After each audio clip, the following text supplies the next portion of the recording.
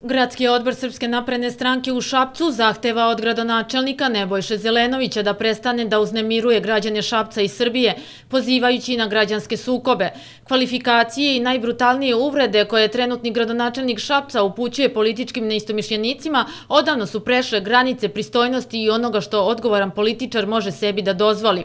Izjava da su u Srbiji na vlasti sirove siledžije i da je Aleksandar Vučić njihov komandant dolazi od čoveka koji je nasilnički upao u policijsku stanicu u Lučanima, koji je razvaljivao ograde ispred predsjedništva, koji je u društvu motornih testera upadao u zgradu RTS-a, lomeći sve pred sobom, koji je devastirao Beograd, lomeći saobraćajne znake i iskopavajući kocke na Trgu Republike.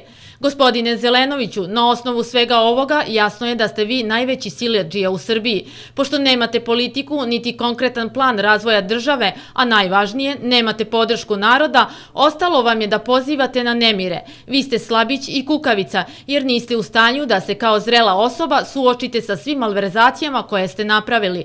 Zato poruka koju šaljete nedvosmisleno govori da ukoliko ne ostanete na vlasti, u Srbiji će biti sukoba. Gradski odbor Srpske napredne stranke u Šapcu traži od državnih organa da u skladu sa zakonom reaguju na ovako uznemiravanje građana Šapca i Srbije, jer je jasno da se gradonačelnik Šapca u očajničkoj želji da skrene priču sa svojih lopovluka neće zaustaviti samo na verbalnim pretnjama. To što mi ne strahujemo od brutalnih pretnji koje nam svakodnevno upućuju Nebojša Zelenović i njegovi gerilci, ne znači da životi svih onih koji misle drugačije od Zelenovića, Đilasa, Jeremića i Obradovića nisu ugroženi. Gradski odbor Srpske napredne stranke u Šapcu.